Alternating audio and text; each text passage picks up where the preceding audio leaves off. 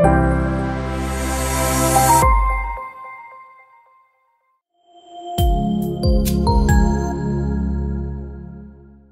remercie votre présence. Merci d'avoir pris la peine d'assister à cette session. Je me présente. Je suis Monsieur Harkati Abdelmejid. Je suis biologiste de formation. J'ai à mon actif 30 ans de travail, comme je le disais à votre confrère, 30 ans de travail chez Ibarma, depuis la naissance de Ibarma, il faut le dire. Nous avons commencé par un certain nombre de produits que vous connaissez, docteur, le Sepsen, et j'en passe, Olcer, etc., un certain nombre de produits qui ont marqué le marché pharmaceutique, qui ont marqué par leur empreinte la qualité, qui rivalisaient avec les ténors de l'industrie pharmaceutique. Nous sommes forgés une place très sympathique, très séduisante, mais tellement efficace et d'une grande qualité. Qualité, hein? Oui, c'est bien. Oui, merci beaucoup. Merci beaucoup, docteur. Donc voilà, nous avons toute une gamme. Nous avons commencé par 3 produits. J'avais cité le Sepsen, Olcer et l'Igervin. Et nous sommes au bout de, je ne peux même pas compter, nous sommes au bout d'une centaine de produits maintenant. Entre injectables, entre forme orale, et un certain nombre de produits. Aujourd'hui, le thème, c'est la nutrition, c'est la dénutrition. Et comment la prendre en charge? On va partager un certain nombre de concepts que nous avons appris de nos collaborateurs, de nos committants. Et nous avons voulu partir d'abord sur un slogan, bien nourrir, c'est bien soigner. Les clés d'un bon conseil en nutrition orale avec Délical. Oui, justement. Donc, est-ce que bien nourrir, c'est bien vraiment, c'est bien soigné?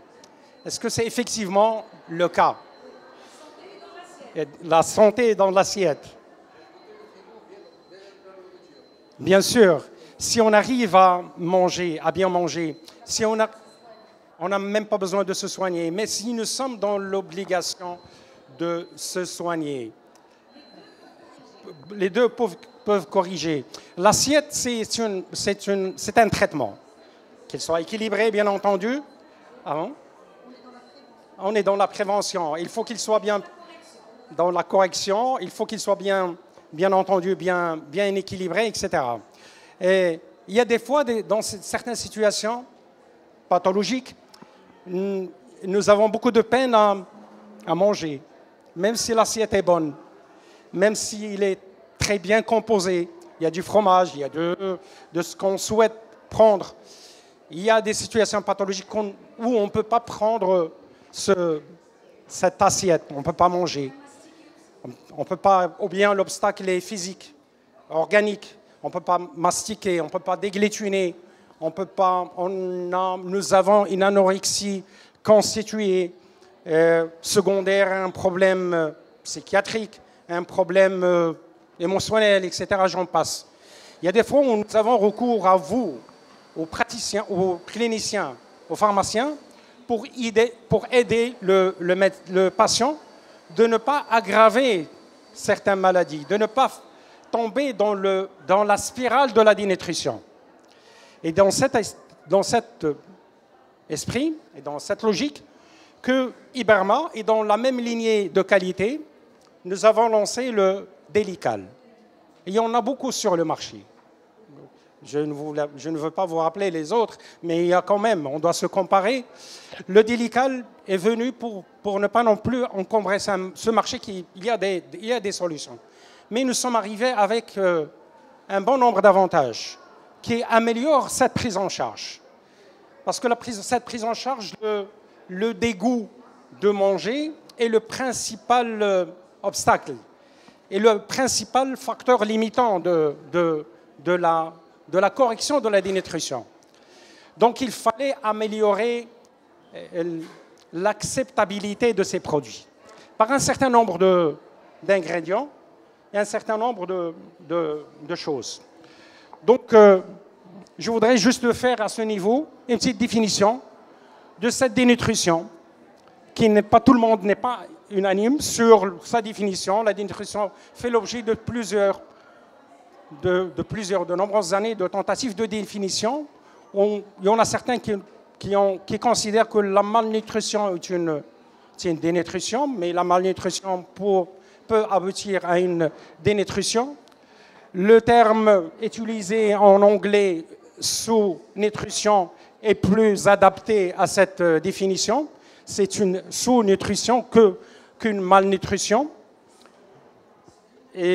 Mais dans certains cas, il est beaucoup plus perceptible lorsque on voit les choses sur le plan phénotypique. Et on remarque que, bon, les obèses, qui sont dénutris, surnutris, mais ils peuvent avoir certaines carences, malnutris. Ils peuvent avoir certaines carences. Vous savez que ce genre de phénotype, de l'obésité, par rapport à la vitamine D, si on ne prend une petite vitamine dans l'ensemble de l'assiette que vous avez citée, c'est les patients obèses perdent de cholécalciférol dans le tissu adipeux. Ils perdent également au niveau hépatique. Cette hydroxylation hépatique est compromise chez un patient obèse. Et des fois, quand vous faites le bilan chez un patient obèse, vous le trouverez en carence, voire même en déficience. Et c'est une forme de malnutrition, on le considère.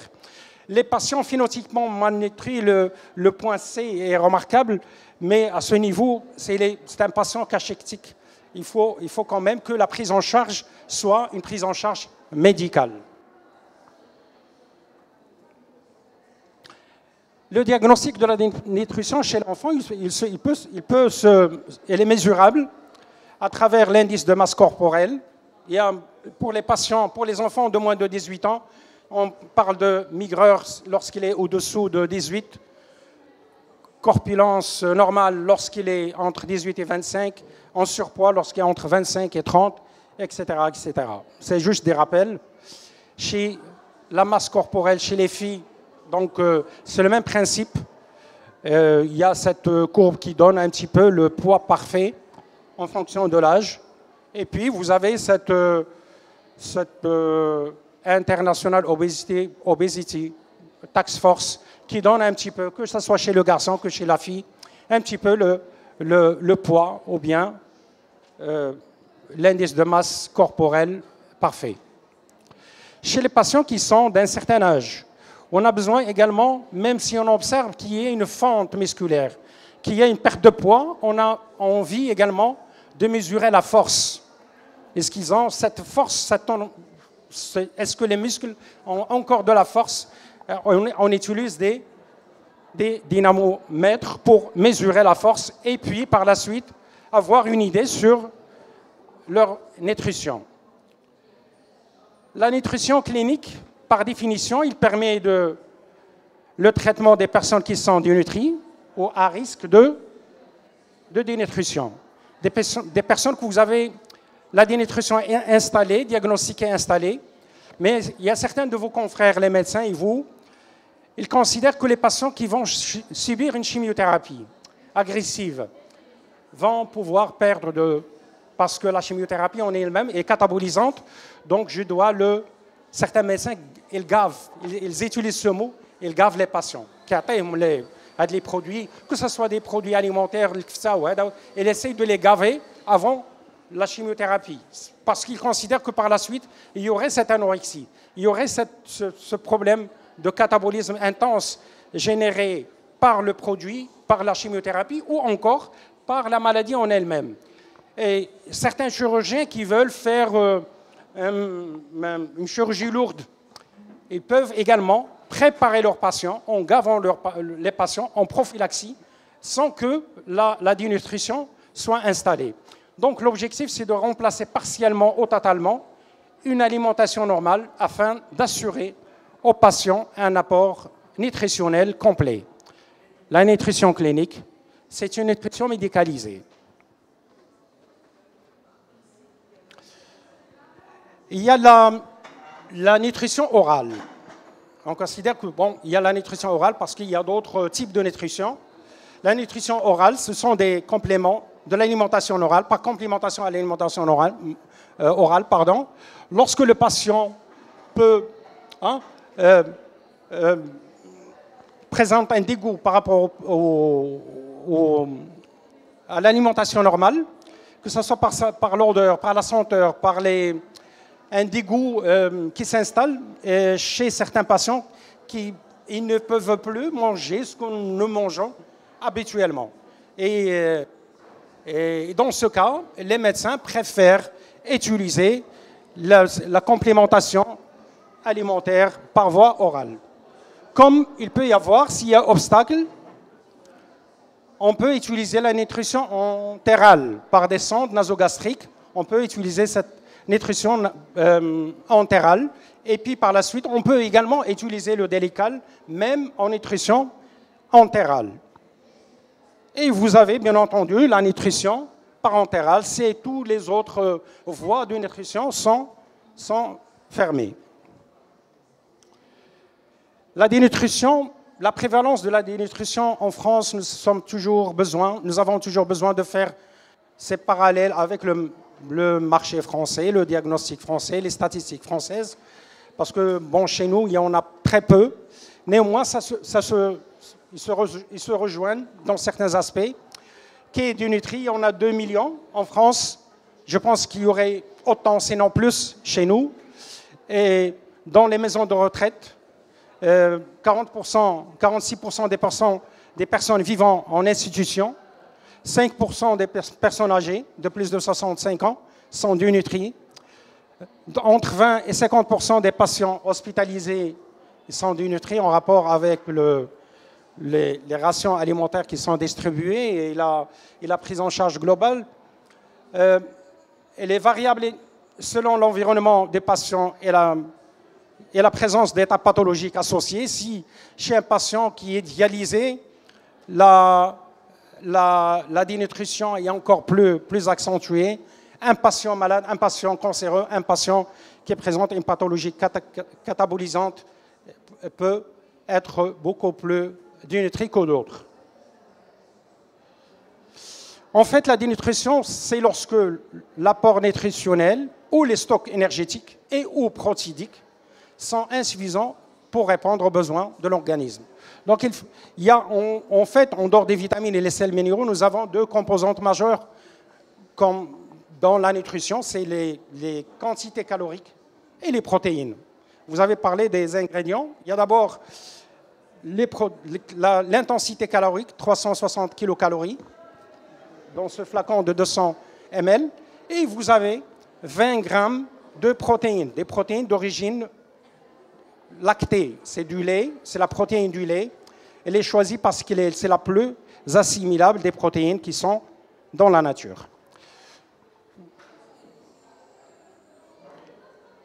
Le mécanisme de déséquilibre peut s'installer par insuffisance de l'apport, suite à une anorexie, une dépression, ou autre, perte de goût, difficulté de mastication, comme vous l'avez bien dit, ou à avaler, ou bien dans une situation de précarité.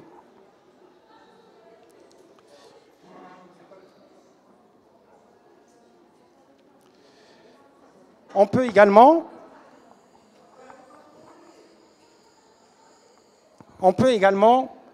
avoir un problème de malabsorption au niveau intestinal et assister à un problème de malnutrition. L'apport est correct, tout est correct, sauf qu'il y a un problème de malabsorption qui est secondaire à une chirurgie avec résection intestinale, mucoviscidose, maladie cœliaque, intolérance au gluten. Par augmentation des besoins, dans certaines situations catabolisantes, besoins nutritionnels augmentés, dans des situations où les besoins sont augmentés, l'hypercatabolisme, cancer, infection après une chirurgie, et chez le patient, chez le grand brûlé. La réponse métabolique, la plupart des patients gravement malades ont en commun un rythme métabolique élevé. Ils sont en catabolisme, donc ils doivent avoir besoin de beaucoup d'énergie, beaucoup de kilocalories. Donc, si en plus ils sont anorexiques, ça réduit un petit peu l'anabolisme et ça réduit un petit peu le poids et ça réduit et ça les fait tomber dans la dénutrition. Lors de rétablissement d'une maladie grave, plusieurs systèmes organiques fonctionnent à un rythme accéléré. Et accéléré, donc il y aurait beaucoup plus de demandes de sucre, beaucoup plus de demandes de glucose. Et à ce niveau, les médecins essayent d'utiliser des aliments qui sont traditionnellement connus dans notre cuisine, mais pour les patients qui sont dénutris, mais vraiment dans un tableau de dénutrition profond, il est très difficile de renourrir un patient dénutri. C'est en plus cachextique. Les aliments qui sont administrés doivent contenir de certaines vitamines, et principalement la vitamine B1. La vitamine B1, ou bien appelée chez vous la thiamine. La thiamine, c'est une vitamine qui contrôle un petit peu l'effet paradoxal de la renutrition. Et ce sont des choses qu'on ne va pas pouvoir trouver lorsqu'on donne des aliments dans notre cuisine, parce que la plupart des aliments sont très bien cuits, et du coup, les vitamines nous avons très peu de chances de donner de la... Hein? Le riz, s'il est bien cuit, on risque pas d'avoir une très bonne vitamine D. Donc, et par rapport aux délicats et tous les autres, ils ont une quantité de la thiamine qui est conservée, qui est stable, qui permet d'éviter ce paradoxe de la renutrition. Il y en a des patients qui meurent juste parce qu'il a été dénutri et il avait fait une renutrition intensive et sans qu'il y ait, bien entendu, une quantité de la vitamine D convenable. Donc, la réponse métabolique sont similaires à quelle que soit la cause, blessure, maladie ou infection.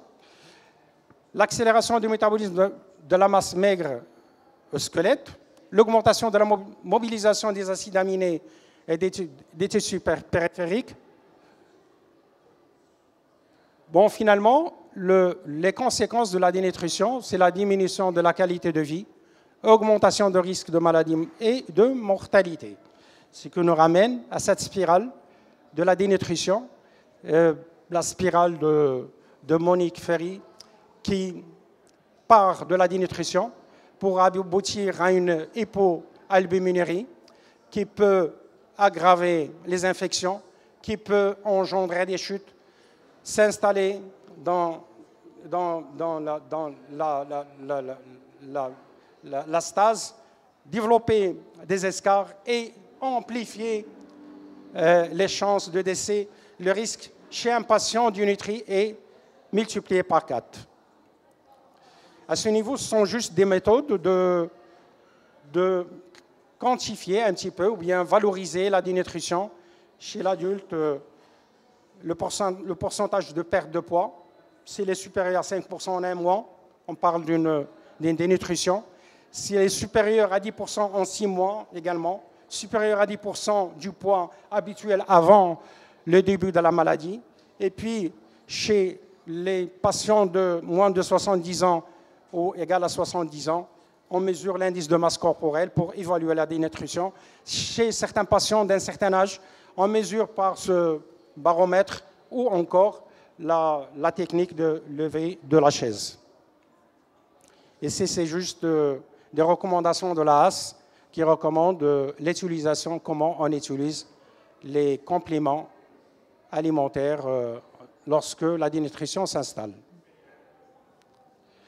Donc la dénutrition, l'objectif de la prise en charge nutritionnelle, il doit être le plus précoce possible pour restaurer un bon état nutritionnel et retrouver une alimentation normale, améliorer la qualité de vie, limiter le temps de l'hospitalisation et améliorer le pronostic vital.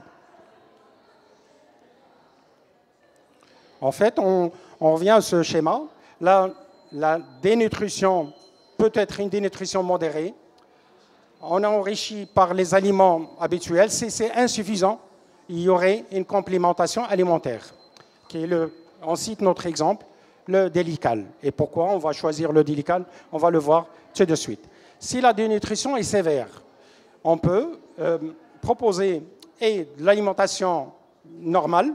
Si le tube digestif est fonctionnel, on propose de l'alimentation et le délical en plus. Si le tube digestif est impraticable, on propose une alimentation parentérale.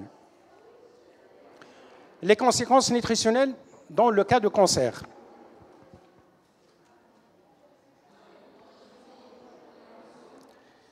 La dénutrition des patients cancéreux est très fréquente. Elle peut être sévère, on parle alors de cachexie ou bien une cachexie cancéreuse, et s'installe progressivement au cours du développement de la pathologie. L'anorexie est prise alimentaire réduite. Il y a l'altération des signaux de satiété. Les symptômes aggravants sont les nausées, la diarrhée, les douleurs. Et la diarrhée, c'est hyper important, surtout par rapport aux cyano, par rapport aux compléments alimentaires. Il y en a certains compléments alimentaires qui compliquent la dénutrition. Il y a des compléments alimentaires qui peuvent engendrer des diarrhées. Et ça ne dépend que de leur osmolarité. Ce sont des produits qui sont un petit peu, ils sont madien chouïa, une grande osmolarité qui peut eux-mêmes engendrer, comme les jus, engendrer des diarrhées. Ils peuvent aggraver une dénutrition. Et à ce niveau, les solutions qui sont proposées dans ce sens, les chercheurs font très attention à la texture ou bien encore à l'osmolarité de la solution, ou bien de cyano qui est proposé.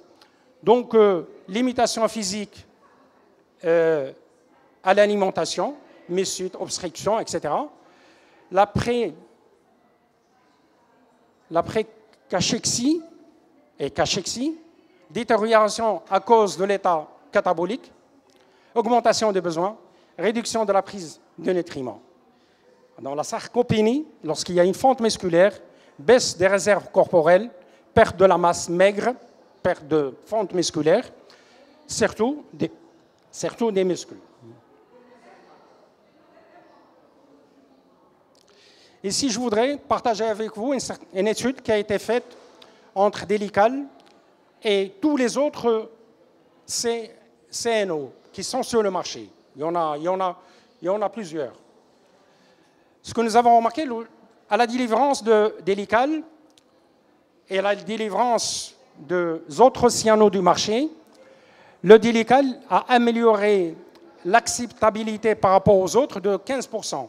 Parce que le challenge de pharmaciens et de médecins, c'est que lorsque le patient présente une certaine acceptabilité de ce cyano, qui est ardo, quelquefois, qui te les phrases. Le goût il me rappelle le médicament, etc. Le nôtre, le Delical, a amélioré cette acceptation de 15% et c'est une étude qui a été publiée. Je vais vous montrer également une autre étude qui a été faite dans une maison de retraite.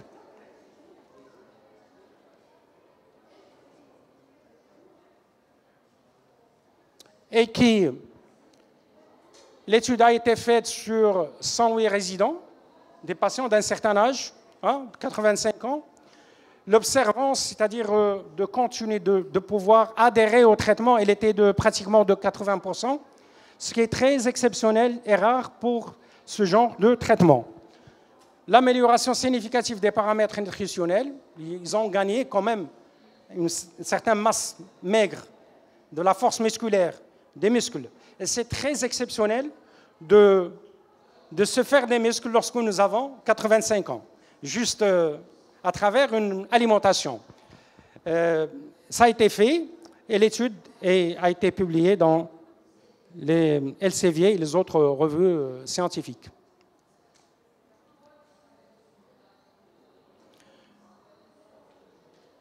Chez les sujets âgés, en cas de cancer, on constate qu'il y a une résistance anabolique aux protéines. Une conséquence, il y aurait une diminution de synthèse des protéines de l'organisme, diminution de la masse maigre avec forte fente musculaire et des dénutritions avec baisse d'albinémie. À ce niveau, je voudrais vous montrer les types de cancers qui sont les plus catabolisantes et qui provoquent, voyez-vous, le plus de prévalence de dénutrition. Il y a le cancer de pancréas, de l'œsophage, et ça se comprend parce que c'est la voie de l'alimentation, c'est le tube digestif. Le rein et la vessie, la sphère ORL parce qu'il y a un obstacle physique. Et puis, vous avez les autres segments de notre sphère digestive, la sphère gynécologique et pulmonaire. Donc, Délical à ce niveau, il se propose comme un complément alimentaire pour pouvoir procurer à ces patients cancéreux, la quantité en kilocalories qui devrait être entre 20 et 30 kilocalories par kilo par jour en période préopératoire lorsqu'il s'agit des patients à opérer, dans les opérations dans la chirurgie carcinologique, ou encore de 30 à 35 kilocalories par jour en oncologie médicale lorsqu'il s'agit de traiter des patients par une chimiothérapie agressive. En protéines, le patient aurait besoin de 1,2 g par kilo par jour, voire même 1,5 g par kilo par jour. Si en plus, il y a problème de déglutition, problème au niveau de l'œsophage, chez les patients âgés, les cirrhotiques, les patients qui développent des cirrhoses hépatiques, ils ont dans la plupart des cas ce qu'on appelle les varices de l'œsophage. Ils n'arrivent pas à bien manger, sauf les choses qui sont un petit peu faciles à avaler. Les solutions liquides, les solutions qui sont moins ou bien pas solides. La respiration, la phonation, la déglutition partagent donc le carrefour commun qui est la bouche et le pharynx. Les signes d'alerte sont multiples, perte de l'appétit et ou perte de poids, mobilité réduite de la langue, sensation d'essoufflement, douleur à la déglutition, détresse respiratoire et apnée, pneumopathie à répétition dans ces cas, et fausse route. À ce niveau, je vous montre notre produit, c'est le Délical. Nous avons le nom qui est parfaitement clair, le nom de produit, pour ne pas non plus le confondre avec les produits de consommation d'ANAP et les autres. Le produit il est très bien caractéristique par le bouchon, par les couleurs, etc. Le type de produit, la saveur. Nous avons mis également le taux de protéines et le taux calorique et même le volume, parce qu'il y en a certains médecins qui prescrivent par volume. Et nous avons mentionné qu'il est sans gluten, surtout pour les patients qui ont un problème d'inflammation intestinale ou bien de problème d'absorption intestinale ou bien d'intolérance au gluten. Donc il fallait également préciser que le Délical, c'est un produit de Lactalis. Lactalis, c'est un grand géant de l'industrie du lait et du fromage. Et ils ont une chaîne de production, une chaîne qui est certifiée, une chaîne de production qui part de la vache laitière jusqu'aux dernières gouttes de produits qui sont sur le marché. Donc, ils produisent et des tablettes et des chocolats, etc. Mais la chaîne de production est certifiée de bout en bout pour avoir une qualité d'un produit et puis une qualité constante de protéines, une qualité constante en kilocalories dans le flacon de Délical. À ce niveau, je voudrais vous montrer la valeur nutritionnelle de Délical et je vais juste insister sur la quantité de sucre pour les diabétiques. Il y a quand même 16 grammes de sucre dans 37 grammes de glucides. Il y a de l'amidon de maïs qui prend 20 grammes de sucre. Vous avez également 20 grammes de protéines qui constituent 40% de l'apport journalier. Vous avez également, pour Délical, la vitamine D de 2,8 microgrammes. Et à combien chez les patients âgés, ou bien qui sont dans les orphelinats, les patients d'un certain âge qui ne sortent pas, qui ne s'expose pas au soleil, nous avons quand même dans cette solution une quantité respectable et qui constitue 56% de l'apport journalier chez ces patients. Nous avons également de la thiamine dont l'importance est hyper importante, surtout dans le phénomène de paradoxe de la renutrition. Nous avons cette série de vitamines, depuis la vitamine B1 jusqu'à la vitamine B6, la B9 jusqu'à B12, et leur rôle dans l'installation et l'équilibre de la microbiote intestinale. Et vous savez mieux que moi à quel point cette microbiote participe également à cet équilibre nutritionnel. Vous avez également les sels minéraux, depuis le sodium jusqu'au chrome, qui sont très bien distribués et avec une quantité qui respecte un petit peu l'hypotonie et chez certains patients qui n'ont pas besoin de beaucoup de sodium et beaucoup de phosphore et de calcium. Délical présente une intensité énergétique de 360 kilocalories, qui représente 362 apports quotidiens journaliers. Le Délical comporte également 20 grammes de protéines et une osmolarité de 500 milliosmoles. Et c'est à ce niveau que je voudrais insister. L'osmolarité, il gère le transit intestinal. Si l'osmolarité serait de 1500, etc., vous aurez un produit plus agressif qui pourrait, lui, engendrer des diarrhées. L'osmolarité est très bien étudiée pour que ce produit n'engendre pas non plus de diarrhée. Vous avez une texture et un goût qui est convenable pour éviter qu'il y ait un dégoût chez les patients qui le prennent pendant la période de convalescence. Nous avons deux saveurs, le Délical vanille et le Délical fraise. Vous les avez en flacon de 200 ml, hein, à consommer dans la journée, sauf pour les patients qui veulent fractionner les prises. Il peut prendre la moitié du flacon le matin et la deuxième l'après-midi, s'il veut juste prendre un seul flacon, mais de conserver le flacon dans un réfrigérateur.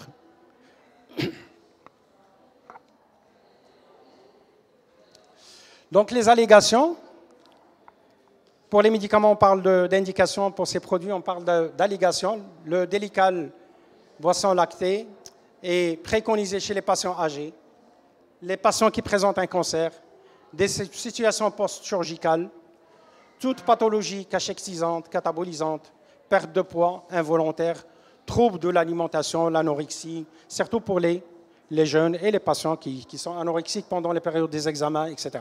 S'il y a également chez les dentistes, chez les maxillofaciales, un problème de mâchoire et de mastication. La posologie, c'est 1 à 2 flacons par jour de 200 ml, selon le besoin nutritionnel du patient.